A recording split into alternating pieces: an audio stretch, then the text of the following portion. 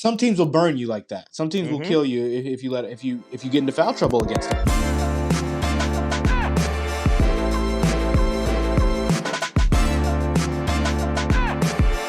Starting 502 podcast, as always, brought to you by Mr. and Mrs. Bourbon.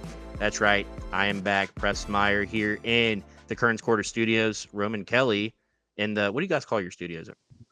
Big X Studios. The Big X Studios. You guys need like an official sponsor, like Rodney Rudy's Big X Studios. Well, different shows have different sponsored studios. So like Mike's shows from the Louisville College of Business Studios. You know what I mean? Okay. Jake Hook, what studios are you in? The Cedar Run Street Studios, currently trying to avoid trick-or-treaters. Yeah. Same over here. So, yeah, we are recording live on Halloween Eve, which is quite the feat. So everybody, I'm assuming me and Jake have our house lights off. I had no idea it was going to go like this. Like, we did not think that Halloween was going to happen on Halloween because of the weather, but my neighbors have like tents and umbrellas and like they're just going hard in the paint, like Waka Flocka style. So, but we're back. We're ready. I mean, like, could you ask for a better time of year, first of all? Like, this whole October, we've actually had like a true fall for the first time, it feels like, since I was like a child. Like, we just skipped straight from summer to winter around here and then maybe have like 1 week of fall just like thrown in like the middle of December. Like, we actually had fall this year. Like, the leaves all changed colors and they all fell when they were supposed to. It's been fantastic. Football season rolling full steam ahead, right? But we want to get into basketball because we've not been this excited about Louisville basketball since, name a date. When's the last time you were this excited about Louisville basketball? Right before COVID canceled the NCAA tournament. I was going to say the first half game against Duke, 2019. Yeah, there you go. That was a good time to be alive, wasn't it? Like, we really thought Chris Mack was the guy at the point, right? And I mean, yeah, we've gotten into this 100 times on this podcast, but the fact that Chris Mack is the coach of College Charleston now is just like the weirdest thing ever to me. Like, that dude is more than worthy of getting another chance at the big time level. Just didn't work out at Louisville. So, no, but coming off the heels of a 99-54 win against my Spalding Golden Eagles, put up a valiant fight there in the KFC Yum Center. Kind of surreal to see Spalding playing in the Yum Center, given their history, right? Like, has anybody ever been to Spalding University? Roman, I'll Jake? be there. I'll be there Saturday for my first time, as I will be commentating my first live sporting event. There you go. Go Eagles. What sport is it that you're diving into? Men's soccer will be. Okay. Well, I'm when I approach these organizations, I'm approaching to potentially commentate any sport, but soccer and basketball are the two that I've only been willing to be thrown into the fire to, pretty much. So yeah, and you know your stuff with soccer too, like yeah, oh yeah.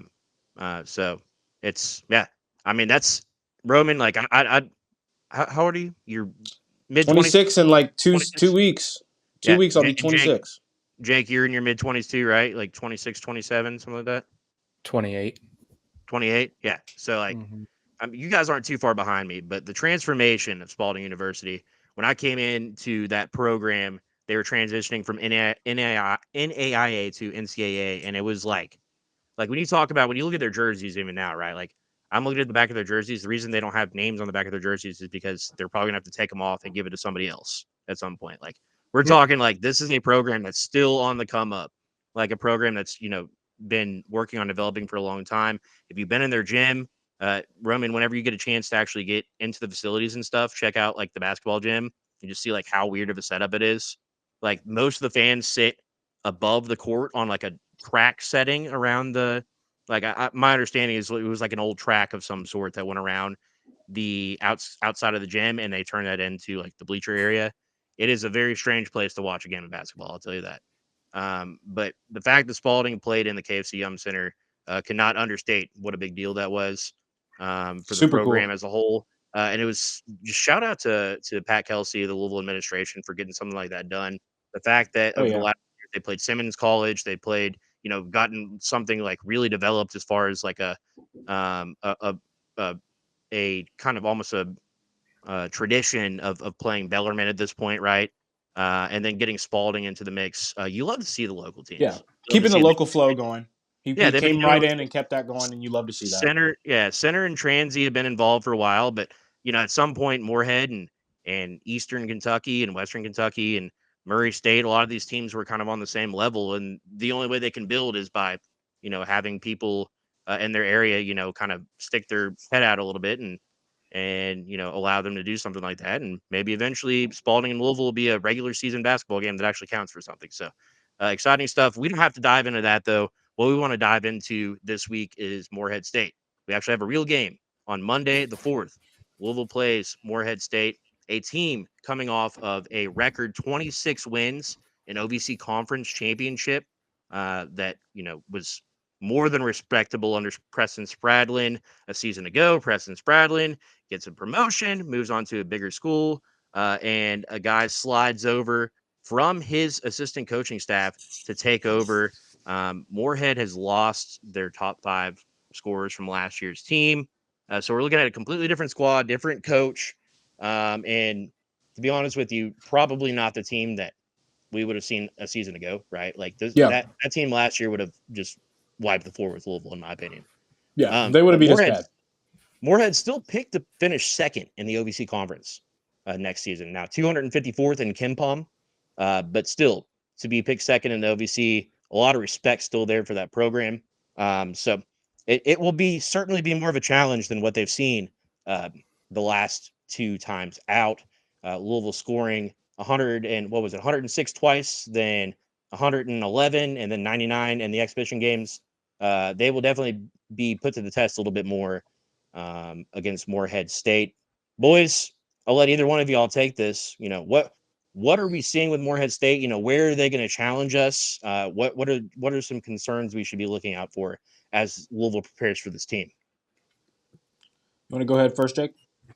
Do it, Jake. Yeah, it's hard to get a read on this squad because there's just, they have 5 returning players, but it was players to watch. I was reading some articles that Morehead State internally posted, and their biggest returning players averaged 5 points a game. That's who their best returners are. So it's tough. Definitely, not the squad that was there last year. The one thing that I think will be interesting, they've got a guy named Deontay Miles, 7-footer, a true big man, only averaged 5 points, 5 rebounds, did average over a block a game. So just kind of, I'm interested. That's the first true big man that I think Louisville will see. And I know that we've had our concerns on how we'll be on the interior when it comes to boxing out, defending it, scoring in the paint. And so I think that will at least be an interesting test. But besides that, the rest of it's just kind of up in the air. Who steps up for them, who doesn't. I would expect it to be a 20, 30-point game, but it's hard to say. Yeah. One thing I noticed when I was doing my dig on Morehead State and trying to figure out what I could about some of the players there that they've got this year was they've got a lot of athletic wing players. They've got guys who can put the ball on the floor and try to make something happen. Now, a lot of these guys haven't played together yet, right? Kind of similar situation to what Pat Kelsey's going through here. So I don't think they really know who they're probably still in a position where they're going to be figuring it out too. Who's going to be that, like what Jake said, that go-to guy for them? Are they going to be playing more inside or out? They're probably going to try to. They're going to be adjusting to us and having to figure that out. Is going to be more so what happens, right? But in terms of this, it's a brand new coach. Yeah, we don't know how much of Spradlin's philosophies he's going to carry over. We don't know how many, how he wants his team to defend. We don't know a lot of those kind of things yet. So. There's a lot of we're going to learn a lot about this matchup in the first 5 to 10 minutes of the game. But Jake hit on my main point that I was going to bring up. The what's his name? Deontay Miles. He's 7-footer, 250. He's no joke. He's in terms of what he is as a presence, right? Can he put the ball on the floor? Does he have a soft touch around the rim? I don't really know yet. Yeah. But that's an athletic body that we don't have a matchup for physically. Right. Now, maybe he's not good. Maybe he doesn't have hands. Maybe he can't put the ball on the floor. We're gonna have to see. Yeah, let me tell you who Deontay Miles is. He's Roosevelt Wheeler. That's exactly who he is, right? So he played for a big school for a while in Xavier. Came in as a highly regarded prospect from Kentucky. Didn't do a whole heck of a lot at Xavier. transfers to a smaller school, has that big frame, athletic frame, but just hasn't been able to really put it together. Did obviously play on an NCAA tournament team last year, so he has that aspect of his game. Was picked as a preseason first team all OVC player, so a lot of big things expected from this guy. But yeah, I mean, to me, that's who this is, right? It's if you want a player comparison, 7 foot, 250-pound big man that can kind of move around a little bit. That just didn't work out. That's Roosevelt Wheeler, in my opinion. So, yeah, I mean, the thing about this Morehead State team really is, I think that we're going to find out more about who Louisville is as a team than who Morehead State is, right? The Like, this is the Jalen team. Wyndham kid too. Sorry to interrupt, Yeah. Press. My bad. The Oh no, Jalen you're all good, Wyndham man. kid. He's played at Creighton. He's played at Ball State. He knows what good basketball looks like, right? He's what is he, a graduate? Like, this is his 5th year. Yeah. Yep. So he's a 5th-year senior. I think he's already graduated officially, but he's a hooper. He's a hooper. Yep. The Jalen Wyndham kid, he's a hooper. He's been highly recruited at multiple years of his high school, college career from high-level programs. He's probably going to be their starting point or two guard, maybe probably their starting two guard. And he can shoot. He can shoot in the mid-range. He can get to the basket. He can do those 3 things. So he's going to be someone that we have to guard and pay attention to. I mean, and this is a team that's going to know how to challenge Louisville, right? Like, they're at least going to have the athletes and the bodies to do so. They do have, 6 guys from the state of Kentucky, a few guys from like the Indy area, Atlanta. Yeah. So, mostly local flavor to this team, similar to like a Spalding or one of these other local teams that we've played. The difference being obviously that there's some of the more talented kids that come out of the region. So, I mean, this is a team that's going to come in motivated, that this is their shot to prove that, just because their coach and their top 5 scorers are gone doesn't mean that they've lost their identity. I would imagine the new coach is going to implement a similar sort of offensive schemes, defensive schemes, those sort of things. Like, I think he's going to take a lot of that from Preston Spradlin. They were last year a very up and down team. And what I mean by that, very fast paced.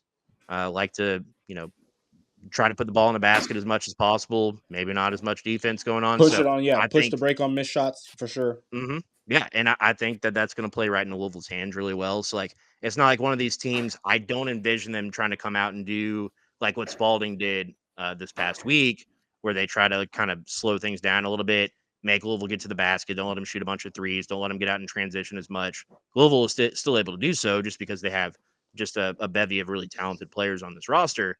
But you have a Morehead State team that might be able to exert its will a little bit more. And I'd like to see them challenged a little bit, like I don't, every game they're coming out and they're up 22-7 at the first TV timeout. And there's really no challenge. I'd like to see them challenged a little bit before Tennessee comes in, because my fear, right, is that you come out, there's, early game jitters against Tennessee, and you go down 20-5 or something like that, and then you're trying to claw your way back the rest of the game. Because you haven't experienced that. Right. I'd love to see them, Morehead come out and hit some shots and really challenge this Louisville team. Now, I'm sure Pat Kelsey is going to come out and say, like, we watch more Morehead tape than we watch Tennessee tape. Like, he's already got those Patino-isms a little bit, like those the coach speak stuff where, he likes to exaggerate a little bit about their preparation. But they'll come ready. I mean, like, PK's, this is going to be obviously a larger crowd than Louisville's had the first 2 games or in the Bahamas exhibitions. So, there obviously be nerves for the first real game of the season. I mean, there's a lot to look forward to in this game. For you guys, as we're looking forward, we're out of exhibition season. The season's here now, right? Like 3 days from right now, we're going to be tipping off against Morehead State. And so my question for you guys is, what did you see that concerns you in these games that you think really needs to be shored up as Louisville's entering into like a really tough non-conference stretch? Yeah, I'll go first here. It's something. I mean, it's going to be something that anybody watching, paying attention to the Louisville basketball team in these last few exhibition games is going to point out. The free throw shooting hasn't been good yet. in the Bahamas, it wasn't bad. There was a couple misses that Mhm. we got to see who was going to potentially be good or bad free throw shooters in the Bahamas, but we weren't sure. And now we know. Cason Pryor doesn't seem like he's the most consistent free throw shooter. Terrence Edwards looks like he has struggled finding consistency with his form on his free throws, right? I don't even want to call him a bad free throw shooter. Just every third one looks different than the first two. Weird. Yes. Yes. That's gonna be a big deal when you have teams who can come in and play on the inside and play in the paint, right? Mhm. And defend you and prevent you from getting to the basket, and that is play aggressive. You're going to get fouled. You're going to have to get fouled. It's a valuable aspect of playing offensive basketball is getting to the foul line. And if you can't punish teams from fouling us because they can't prevent us from getting to the basket, that's a scary factor, right? That's a scary thing that you want to be. You want it to be improving at all times, right? I want to see improvement. Monday, just coming Monday, I want to see improvement from last week. That's going to be probably my first point the free throw shooting has to be. If you want to be an elite team, you have to be a good free throw shooting team. Absolutely. Yeah, I counted it all up in the 4 exhibition games that we had. We were 53 for 87 from the free throw line. So that's 61%, which is not great. I mean, my high school team shot better from the free throw line than that. That would have put us 3rd worst in all Division I basketball if we were to keep that pace up. And I don't think we will. I just, with the amount of shooters that we have, it doesn't correlate. It doesn't make sense in my mind. Why would it be this bad of a free throw shooting team? Pat Kelsey teams, they were 72nd in free throw percentage last year, 131st the year before. So middle of the pack, maybe a little above average for most of his teams because he's got a lot of good shooters on his team. So hoping it's more of a fluke, but I mean, a 4-game sample size is a little concerning. 5 of 15 against Bahamas, 2 of 5 against Young Harris, 21 of 34 against Spalding. We did shoot well against Calgary, shot 25 of 33, but I mean, besides that, that's it's been like 60% or worse from the free throw line. And that is a concern because this is such an up and down team, such a fast paced team, such an aggressive team. So they are going to get fouled a lot. So it's certainly a concern. And we're also fouling a bunch too. Yeah. In those 2 games, we gave up 19 free throws to Young Harris and then 26 to Spalding. Like those are not teams that should be beating you, getting to the basket, and giving you an opportunity to foul them. So that was also another thing that stuck out to me as well. Yeah, man. I mean, that my biggest concern, even more than the free throw shooting, was the fouling, Jake. Like, I don't know if it's just a lack of continuity on defense, and maybe the offense is just ticking faster than the defense. I'm not sure what it is. Maybe they're just being a little bit too aggressive on defense. I mean, right, like the trade-off, right, is that, you let Spalding take 26 free throws, but how many steals did Louisville have last game? It was in the 20s, 28 right? turnovers. Yeah, they forced 28 turnovers. 28 turnovers. I think 21 of those were off steals. So it's not like they were just forcing unforced errors, right? Like, you have Chucky and Karan Davis, or not Karan Davis. Good Lord, Corin Johnson, whoa. Chucky Hebert, and Whoa, Corin Johnson. Press. I'm You're about to sorry. give the whole entire vieurship PTSD. Is Yeah, Karan I was Davis sitting still next to him here? in the stands a lot last season, so it's just hard to, hard to get acclimated from Corin to, or from Karan to Corin. See, I did it again. I DM'd Karan last week on Instagram. He didn't open it. Unbelievable. I'm trying to talk to him. I just want a conversation. I know. Where's he at now? Do you know? Like, I mean, Louisiana Tech or Louisiana Tech. Right. I mean, a takeaway from the Kenny Payne era, if there were positive takeaways, I think fans really like Sky Clark. I think that Sky Clark really ingratiated himself with the fans during a hard time. I think people really like Brandon Huntley Hatfield and Mike James. And I think people really liked Karan Davis, like the guy that never saw the floor ever. It was in the stands half the season. So yeah, I'd be interested in seeing how things turn out next season for Karan Davis. That's gonna take some getting used to. Presley's still off the pain meds from the circumcision. Yes, I am. Jeez, Press. I know. Well, I was going to tell you if I didn't come on tonight to just tell everybody I was trapped in an oil painting. I was at an Obama fashion show. Those are Michael Scott-isms, by the way, if you don't watch The Office. So, no, I mean, as we're going into the season, right? Like, I think that the weaknesses will be amplified. Like, at this point, you are trending in a bad direction from the free throw line. You're fouling quite a bit, but I think that's a trade-off. Again, like I said, that the coaching staff's willing to make. Like, if you're the other team shooting 27 free throws, but you're forcing 28 turnovers, and scoring 40 points off those turnovers, I think that's a trade-off they're willing to make, right? But I mean, yeah, but at the same time, some teams will burn you like that. Some teams will kill you if you get into foul trouble against them well, because they have I the mean, depth. Look They at the game against Spalding, right? At the under 12 timeout, Spalding was in the bonus, right? So while being aggressive on defense or being aggressive boxing out, they got called for 3 fouls on a box out on missed free throws. So not only are they missing the free throws, they're getting called for fouls, and then it's going down to the other side for free throws, right? But it slows the game down, and that's Louisville's strength. They want to, out exert the other team. They want to, do these hockey lineup changes, run 5 guys, run the other team to death for 5 minutes, and then put in full 5 more court press. guys, Yep. and keep doing it. And you can't do that if you're fouling a lot. So it's definitely something they have to work on. I'm not super concerned about the free throw percentage yet, but my fear is that something like that will rear its ugly head and, try to derail the season. When you're playing Tennessee, Ole Miss, Kentucky, Duke, Gonzaga, Indiana, some of these teams that are on the schedule coming up, can't do that kind of stuff. The other thing overall, though, like I said, defensive continuity has been a bit of a concern. That was a concern in the Young Harris game. While the offense was running like a well-oiled machine, it felt like there were a lot of defensive breakdowns. You got D2 and D3 guys getting past you to the bucket. Yeah, that simply cannot happen. That kind of stuff. Yeah, you have to play a lot more disciplined defensive basketball. I think I posted this during the exhibition games. I think this team is left just enough for the coaches to go back and like really point out a lot of stuff on the tape that they're unhappy with. So even though you're winning games 100-50 every single time you go out there, there's a lot to be concerned about too.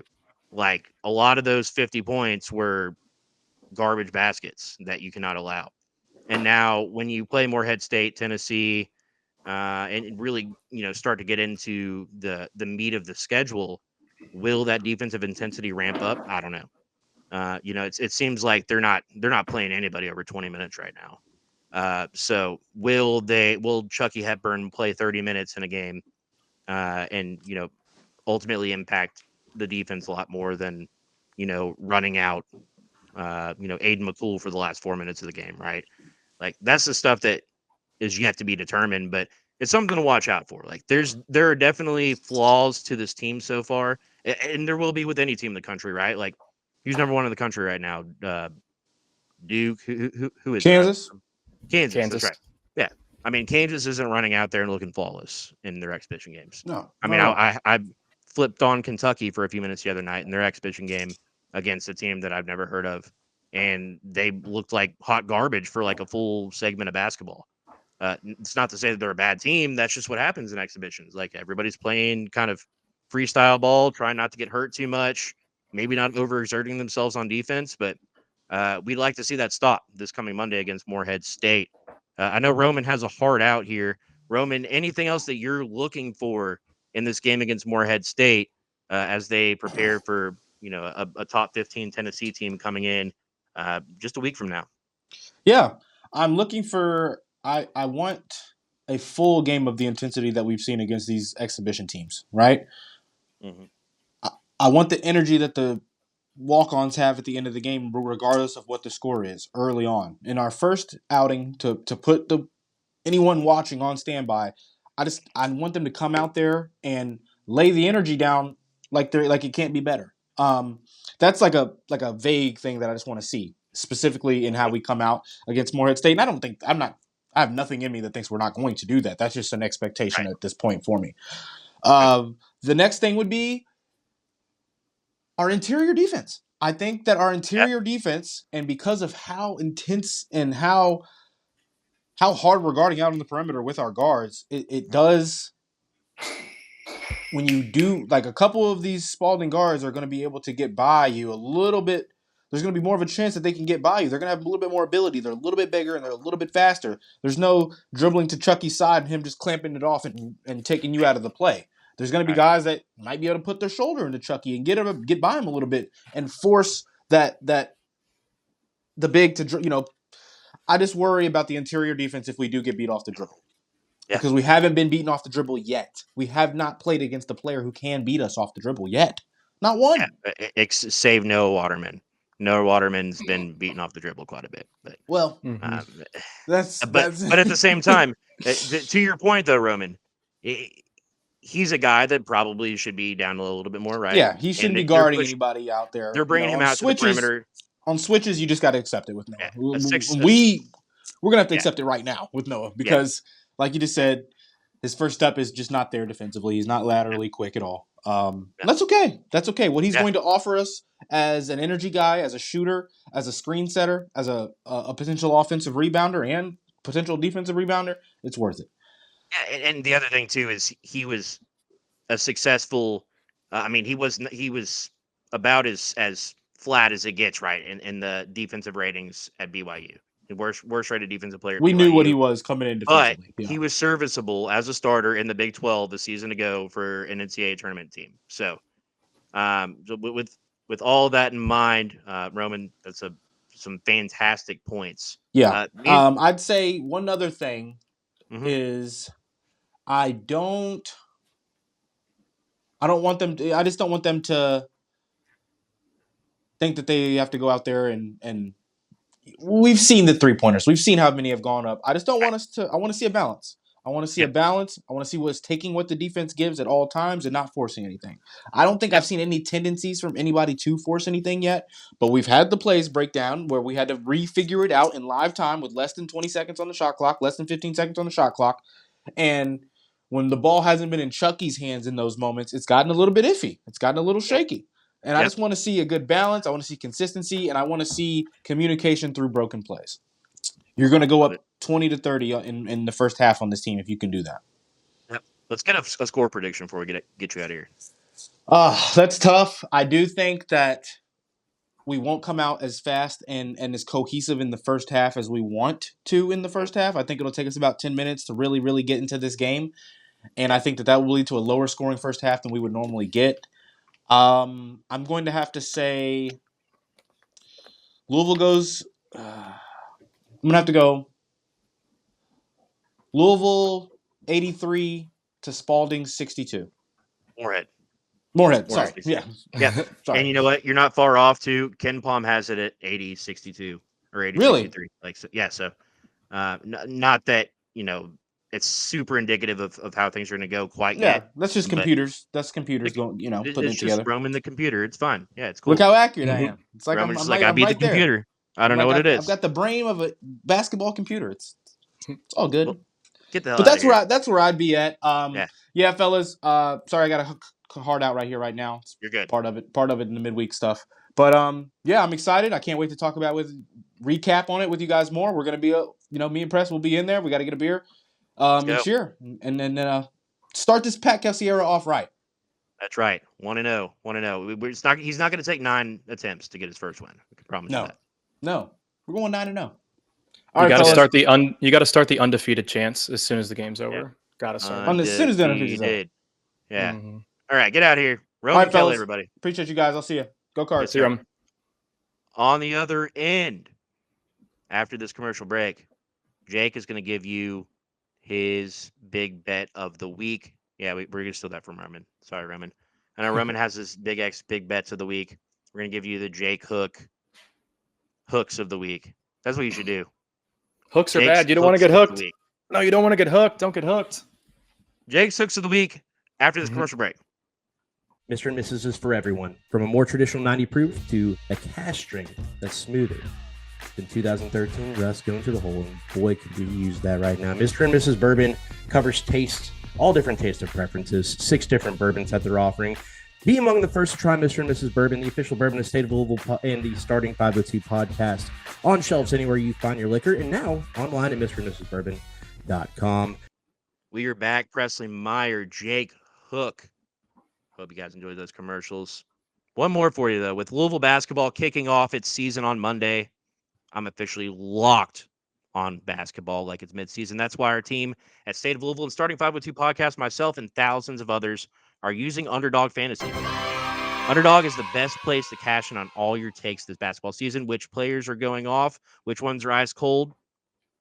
Make your picks in just a few taps and turn your sports opinion into real money. It's super easy, and you can win up to 1,000 times your money just by choosing higher or lower on player stats like points, blocks, steals, and much more. Not to mention, Underdog offers great games and rewards as you bet. With Underdog Rescues, you get your money back and receive a promo if early injury causes your entry to lose. Dude, I didn't even know this going in, Jake, but I made some bets on Underdog, or some picks on Underdog Fantasy. When I did so, I had a player get hurt in the first quarter, and my bets would have hit if that player just stayed healthy, maybe for like another quarter or two. I was super bummed. I lost my money, and then I went back in my account and it was reinstated. Like, what? Like, who else does that? Nobody else does that. It's Nobody, fantastic. trust me. Nobody. This week on Underdog, we're looking at what, Jake? What do you have for Thursday Night Football tonight? What are you locked in on? Yeah, so I made my account. I got a 50% match bonus, I believe, to everything that I put in using the promo code starting 502. Is that right? Or just starting 5? Starting 5. What? It's Yeah. starting STARTING5. Starting 5. Yeah, so I did that, and then I just did 3 picks. That's 6x my bet. So I put $10 down. I did Joe Mixon higher than 79.5 rushing yards, Garrett Wilson higher than 61.5 receiving yards, and then they had a nice free bet that I was able to add into it. CJ Stroud higher than 0.5 total passing yards. So Gosh, as I long hope as he this gets man that. completes a pass, then I've already got that locked in. I need 2 lines to hit, and I've turned 10 into 60. So I'm pretty pleased with the app so far. I mean, you're basically going to pay your mortgage tonight. I'm trying. Is what I'm hearing. I'm That's what I'm hearing. trying. Either way, Underdog, best place to play Pick'em. So sign up and deposit now using promo code starting5. That's starting 5, all one word, to get up to $1,000 in bonus cash instantly. That means you put in $1,000, get an extra $1,000 to play with. Not to mention, Underdog will be running specials, promos, and bonuses almost every single day, including profit boost, discounts, free picks, and much, much more. Higher or lower, you make the call on Underdog. Must be 18 plus, 19 plus in Alaska, Nebraska, 19 plus in Colorado for some games, 21 plus in Massachusetts and Arizona. Present in a state where Underdog Fantasy operates. Terms apply. Void in Colorado. Concerned your play? Concerned with your play? Call 1-800-GAMBLER or visit www.nbcgambling.org. In Arizona, 1-800-NEXT-STEP or text NEXT STEP to 53342.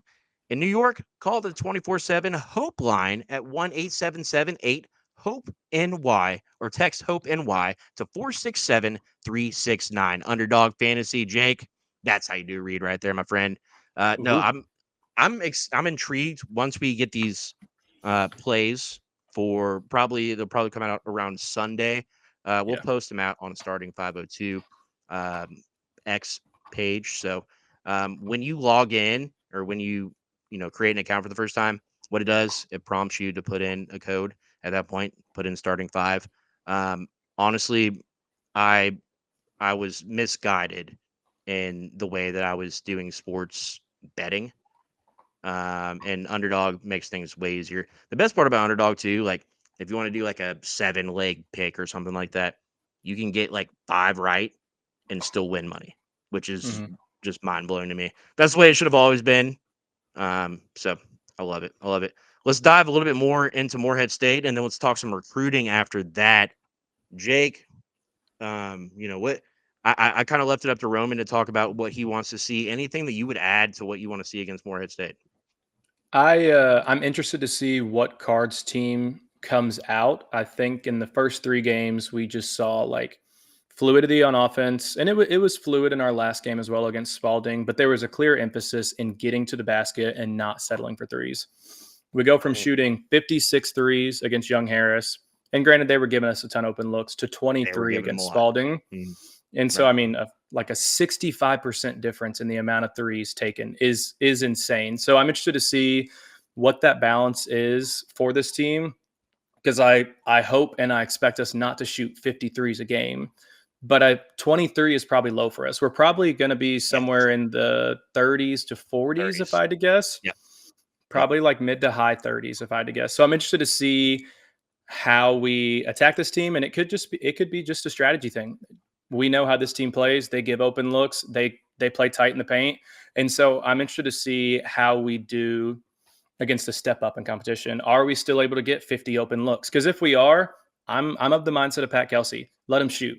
We've got good shooters to great shooters on the floor. So I'm just interested to see the spacing, how open we're able to get. And I want to see the offense continue to flow and be balanced the way that we've seen it so far as the competition level steps up just a bit. Yeah. I'm interested to see, Jake, just to add on to that, what players it is that, when the going gets tough, who is it that Louisville turns to? Like, what's that lineup going to be if you're playing a Tennessee or a Morehead State and things are getting tight? Like, who are they going to go to? Is it going to be Terrence Edwards? Is it going to be more like a Rain Smith? Like, and I know it's going to vary from game to game quite a bit, but eventually you're going to have to turn to a go-to guy. I think Chucky Hepburn's going to be that more than people even realize right now. Like, this is a guy he's just got that dog in him. Like, he's a winner. Like, Yeah, flat out, he's a winner. I love Chucky. He's been kind of understated so far in these exhibitions. Hasn't forced a ton of shots, but he's averaging, I think it's 7.5 assists through these 4 exhibitions, is what I counted. I mean, what, 7 steals against Spalding, right? Yeah. Whenever he's whenever he has the ball, I know that the right play is going to be made, whether it's a shot from him or most likely a pass. So, but I will say, we talked about it in the last podcast. Me and Roman talked about Koren Johnson. And we've seen it in spurts, but like, he's a dog. Like, I know Terrence Edwards can get his own shot, but he is still my favorite player. And I think he's, at least on the offensive side of things, the most impactful player that we have. Put up 20 points, 3 assists, 4 steals. Can do it on the defensive end as well. So he's just a bucket getter, man. Like, simply put. He's a bucket. 100%. And he has no fear going to the basket. None at all. Finish it. He has all kinds of lays, all kinds of finishes. Dead-eye shooter from deep. We talked about this in the offseason a little bit, Jake, about, he was shooting like 60% for the last 8 or 10 games of last season at Washington from beyond the arc. Like, this is a dude that when he gets going, he can get hot in a hurry. And if he can step up his defensive prowess even like 10 to 15% and give the staff confidence that they can put in Koren with Chucky Hepburn, like, that's one of the best backcourts in the ACC right there. 100%. Yeah. And I mean, the one other thing I'd say too, nobody's talking about Javon Hadley, a guy that, he's perhaps the most consistent player on the team. I think that the staff intentionally has been pulling Javon Hadley, Cater Traore. I'm sorry. I always want to call him Abu. They've been pulling Traore, they've been pulling Chucky, and they've been pulling Rain Smith just to try to get, a guy like Koren Johnson a little bit more time. The other thing, too, against Spalding, we didn't see true freshman. Why am I blanking on his name? Connie Ruths. Thank you. Sorry. Pronunciations are difficult for me tonight. We didn't see true freshman Kenai Ruths. So that's another piece of the squad that I think he's going to contribute more than most realize. So, this is a true 10, 11-man rotation, especially when Frank Anselm eBay is getting in there a little bit more. So, no, there's a lot of things that I'm excited for. I have more confidence than Roman does. I think this is another 40 to 50 point win, just because this Morehead State team will not have the continuity that Louisville has, and the talent level drops significantly from a season ago. Like, it's inevitable for a team like this. It's going to be a little bit more of a rebuild. Now, these guys are going to come in with a chip on their shoulder, and they're going to play hard. They're going to probably try to get up and down quite a bit. That's why I like this matchup for Louisville. I think that they will try to run with U of L because that's just it seems like if you're a disciple of Morehead's former coach Preston Spradlin, Preston Spradlin. I think that's just the style of play that he likes. High paced, high scoring type of offense. Like I'm looking for this to be, if we're given predictions, I'm looking for this to be like a 105 to 65 type of game. Like that's the range I'm looking in. Yeah, I was thinking, I think whenever you said score prediction, first thing that popped in my head was 96-61, like 30, 40 point win. I think the only thing that could give us trouble, because we gave up 12 offensive rebounds against Young Harris, and they weren't huge. And now you bring in a team with some close to legitimate D1 size with a 7-footer, obviously. The rest of our lineup's got some 6'9" guys. They're not Duke. They're not North Carolina size-wise.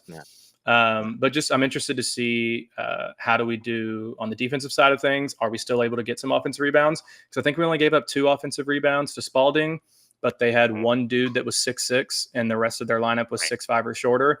So I think that's another thing I want to watch out for, is just make sure that we are intentionally boxing out, not giving up offensive rebounds, and then still able to also get our own offensive rebounds. Absolutely. I'm right there with you. I'm absolutely right there with you. Well, I think we've talked as much Morehead State basketball as we're qualified to do, Jake. But what a lot of people are wanting to know about is recruiting. I mean, simply put, this is a Louisville program that is in desperate need of just a commit. Like they need somebody quality to kind of attach themselves to the program and say like, okay, I'm putting my full trust in this new coaching staff, the direction that this program is going. I think once that happens, you'll see a few more commits pop. So I think you follow this more closely than I do. Could be wrong about this, but I think you're, pretty in tune with recruiting right now. What's on the horizon? What are you looking for? I think we have some decisions that are going to be made pretty soon. So I know that we were big on Shelton Henderson, and then that was the package deal with him and Nate Aments. I think we felt solid with Shelton. It was us. It's basically us or Duke. Once Duke got the Boozer twins, once they started filling in a class, I think they've already got 3 forwards in their class of 2025. I'm looking at it, and if you think that Shelton Henderson and Nate Ament, who are 2 wing players forwards, why would you go to a team that already has 3 guys playing 2 open position spots, essentially? But what I'm seeing is that Shelton Henderson is likely to commit to Duke. I think it's this weekend, right, is when he commits. And then Nate Ament won't commit till the spring. But everything I've read, he's still a package deal. So if Shelton goes to Duke, it's assumed that Nate Ament goes to Duke. And I think I was still trying not to believe it, because all the insiders, I think there were like 6 crystal balls for Shelton Henderson. They were all Duke. And I was just in my mind rationally thinking, like, why? Like, obviously Duke, but like you've already got dudes at your position. Like Caden Carlos Boozer's son, like, is number 2 player in the nation. He plays your position, and they can play together. But then go ahead. I was going to say, I think Sheldon Henderson maybe has a little bit more of a guard skill set. Yeah, like a 2-3-3, 6'5", But yeah, still, there's quite a few big name guys coming off the board for Duke. But I don't know. I mean, look, the 23rd, so just about a week ago, something happened, right? Some intel came out because 3 guys from Duke's 247 site called the Devil's Den, all within a few hours of each other, all put in a prediction for Sheldon Henderson to Duke. They did put it in. They all gave it a medium confidence score. So this is all on October 23rd, 10:35 a.m., 2:28 p.m., 2:41 p.m. 3 guys from the same website all put in predictions. So leads me to believe that Duke's fan base, those around the program, feel very confident that they're going to bring in a guy like Henderson. I really don't know. I know this might sound bad, but I'm not super, confident that Duke has like some kind of like crazy pool of NIL money. So maybe Louisville makes a play at the, in the final hour to try to seal the deal with Henderson. Because like you said, I think if you land to Sheldon Henderson, then the floodgates start to open up a little bit. Yeah, I 100% agree. I'm not feeling good. I wish that I was feeling better. Another thing that's kind of pushing me towards he's probably going to Duke is that right around that time where all of those predictions were made for Shelton Henderson to go to Duke, a few days later you hear of Nico Bundalo. I'm not exactly sure how to say his name. A guy that had already had his Final Four posted, was close to a commitment, had UConn, Ohio State, UNC, Michigan State, I think is who it was. And then all of a sudden it comes out, Louisville's now in talks with him. Those four aren't even being considered anymore. He's opened up his commitment fully. He's number 26 overall, number 7 in his position, 6'11", only 215, definitely plays like that small ball 5 or that like spread it out 4. But that once I saw us kind of locking in on him, I was like, okay, that makes sense to me. We're not getting Shelton Henderson, so we're pushing our assets, we're pushing our attention to this new player, Nico Bundalo. So I'm guessing Shelton's out, Nate Mint's out. We still have JJ Mandikeet, who is potential basically between us and BYU, who's a guard from the West Coast. So there's still hope, but I mean, the longer it goes, the more concerning it gets. And I mean, we know that we can pull a big transfer portal class in, but you do want to start to bring in foundational pieces, even if it's just 2 or 3, 1 or 2, probably 2 or 3, 3 or 4. But yeah, you want to get at least a couple big names, and they are starting to dry up. Yeah, we've talked about this a little bit, right? That this is a pretty slow moving class. So even though Louisville is the last team in the ACC without a commitment in this class, there's a lot of big name fish out there, right? Like there's a lot of things that need to drop. And once some of the dominoes start to fall, then I think a lot of them will fall all around the same time. I did see there was a lot of noise around Nico Bundalo, saying that something has gone down with his recruitment that has a lot of these big name programs putting up yellow or red flags. Now, I don't know what the validity to that is.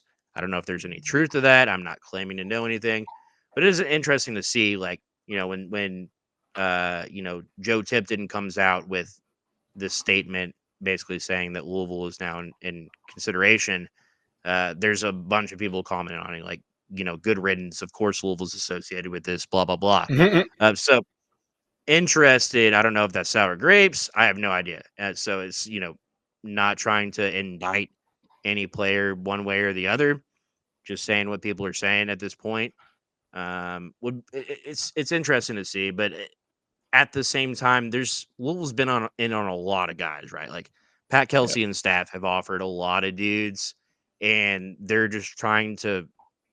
It feels like they're trying to kind of like feel this out as a big name program, right? Like that's one downfall of having some guys come over from a smaller program like College of Charleston.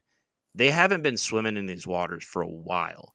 Now, Pat Kelsey did coach for some big name programs. He's coached under Skip Prosser, his mentor at Wake Forest.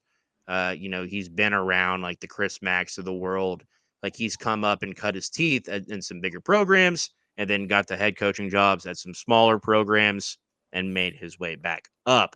But that's not to say that he hasn't recruited big name players. It's just that since the last time that he and his staff had to do so, things have changed drastically.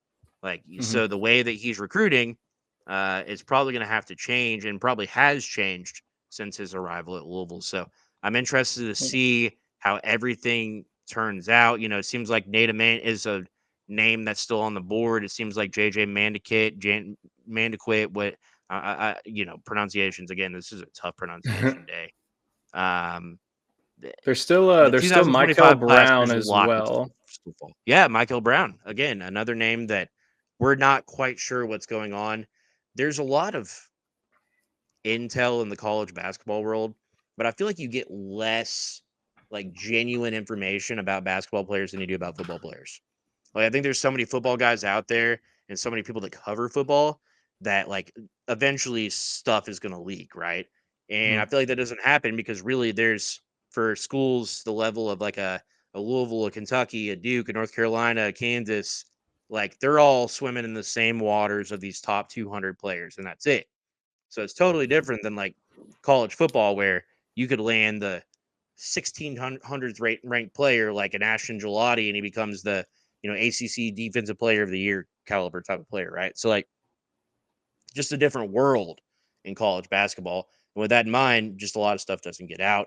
And this year feels like especially secretive.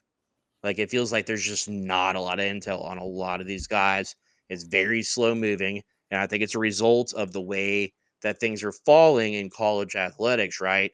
Like people are waiting longer to see what the identity of a program is going to be, how players are turning out. Like, I think a lot of people could be looking at this Louisville program having no idea what they're going to see here in the next couple of months. Once they do see that and get to experience what this program is like under new leadership, there could be a lot of heads turning and a lot of minds changed. So I think if you're a Louisville fan, I would say just hang tight and see, how things play out. And then we can kind of operate from there.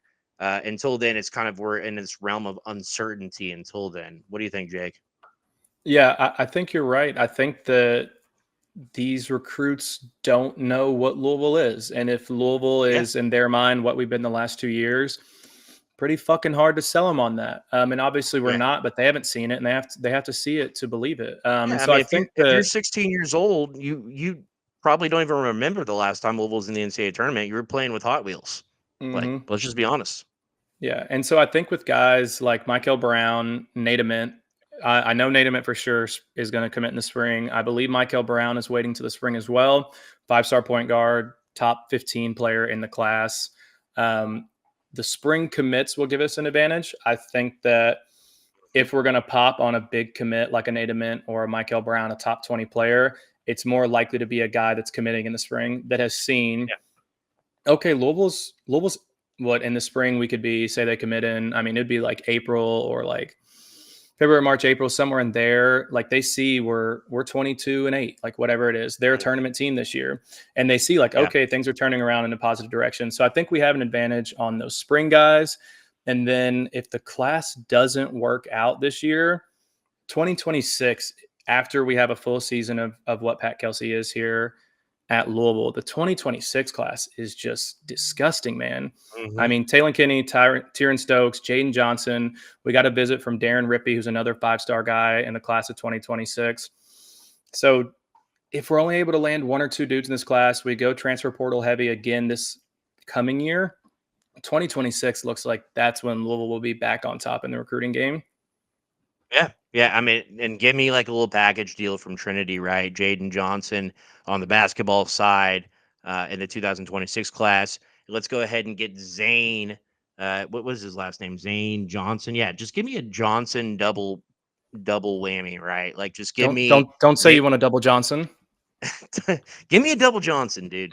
Jaden Johnson in 26, Zane Johnson in 27, out of the Trinity talent pool, and we had David Johnson back in at this point 2019, 2020, 2019, right? Was his class? The years That have all sounds gone past right. me.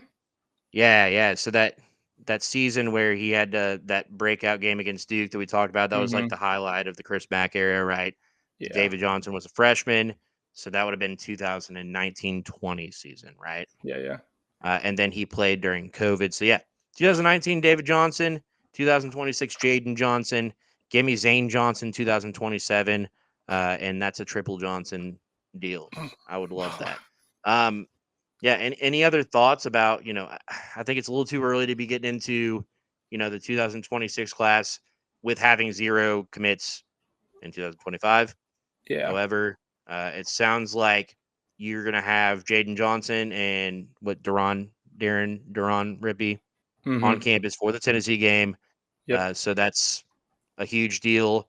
If you're on the fence about Tennessee, just a little bit of a change of subject, just a little bit here. If you're on the fence and you have the means to attend the game, go to the game. take the leap, be there to support the team. Even in a loss, this is going to be a program-changing type of game, right? Mm-hmm. You're able to get in front of a national audience, a whiteout type of game. It looks like they've already sold, I would guess, roughly 18 to 20,000 tickets. So that's good. That's really good. Those are numbers we haven't seen in a little bit. But let's sell it out. Why not? Right? Yeah, I mean, Find a way to get into this game. It's given me what Michigan 2020 vibes, right? Remember, was it 2019 to 2020? Very similar vibe. Right. I mean, whiteout, Right. early game. Is Chris Mack him? Is he not? And we win that game, and we're just roof blows up. Feels like we got a chance at a national championship, and I think that we still did that year. It fell off a little bit towards the end, but I mean, I feel like it's just like that. Like the tide can turn just like that with a victory or even a close loss to a top 15 rated Tennessee team.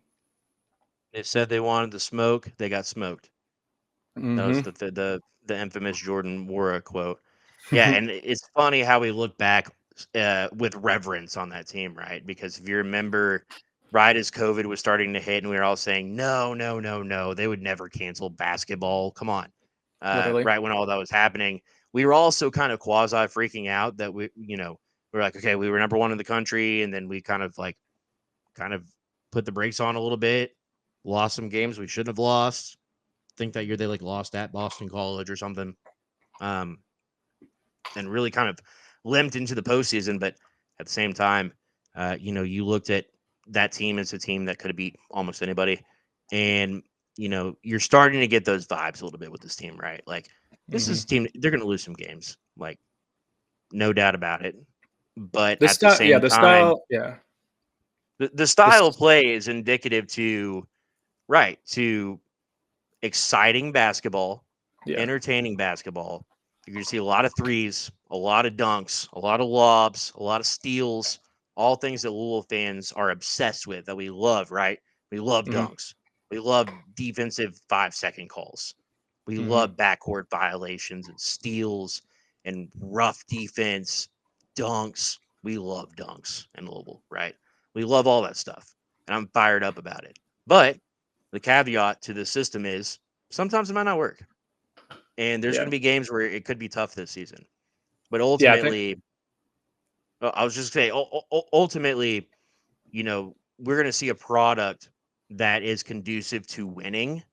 And we're going to see a product that you're going to be proud of as a fan, which is something that should come natural to us, but it hasn't in the last few years. So, Jake, thoughts? Yeah, I think the style of play lends itself to us being able to beat literally any team in the nation. I don't think there's any team right now that we cannot beat. But it also lends itself to, with how many threes we're going to take, how reliant we will likely be on those threes. We're probably going to have a game or two where we lose by 15 or 20 to Georgia Tech. And you're like, what the fuck? Yeah, we beat Tennessee by 8 all game. Yeah. And so I think that people need to be patient with that because there will be some games and people are going to be like, what the fuck? This team looks terrible. But I think that I actually have 3 bold predictions, and feel free to give any of yours that you would like as well. I will say Louisville will make the Sweet 16 this year. Bold prediction number 1. Pat Kelsey will win ACC Coach of the Year, number 2. And Corin Johnson will win ACC Sixth Man of the Year. Those are my 3 predictions for the season. And I don't even know if those are that bold. I could see all those things happening. Bold from the outside. From the outside looking in, those are very bold. People could clip that and be like, "Look at this dumbass." But I'm with you. No, I'm 100% with you. So if you think Jake's a dumbass, I'm going down on this sinking ship with him. Right? We're dumbasses. We have seen enough basketball in our lives to know what good basketball looks like, what good chemistry on a team looks like, what good coaching looks like. Louisville does all of those things. Are there concerns with this team? Yes. But Louisville's also not played a real basketball game yet. And that is intoxicating, Jake. It is. I couldn't be more excited for this season, which is something that is, feels foreign to say, right? Like since the creation of this podcast, we've been in misery. I've had to just find words to say, and I don't have to do that anymore. And that is so fun and so exciting. Bold prediction from me. Let's see here. I'll go the other way. I'm going to say that. Let's see. I'm going to say that there's a new dunk record this year. How about that? Individual or team? Breaks, the individual. I think that James Okay. Scott breaks Montrezl Harrell's dunk record. Just because as this team continues to gel and Louisville actually has to show that they have a low post game, which they have not been forced to do whatsoever. Like we've not seen a goddamn post move from this team in 4 games, which is weird to say. And James Scott's not a guy that's just going to post up on the block and shoot a hook shot over you. Like that's just not his game. And that's not Pat Kelsey's style of coaching.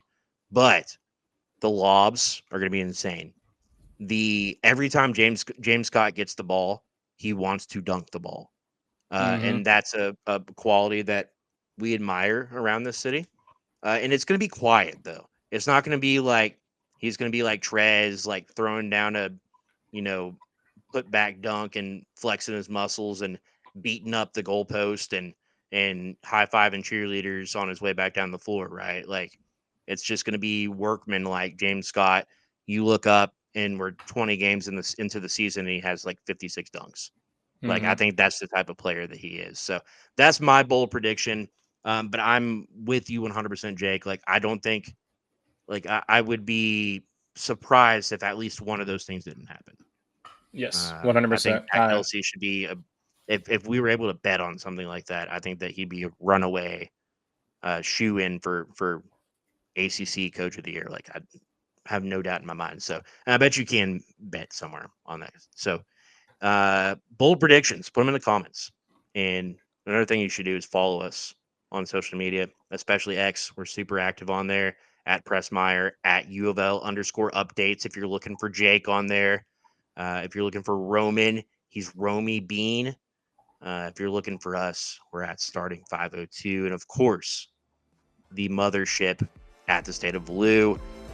Make sure you check out our promotion at Underdog Fantasy and make sure that you're drinking your Mr. and Mrs. Bourbon and checking out our guys over at Kern's Corner. Until next time, let's beat the heck out of these Morehead State Eagles. 2 Eagles in a row. Let's let it fly, baby. Let's go. Let's get out of here and go Cards. Go Cards.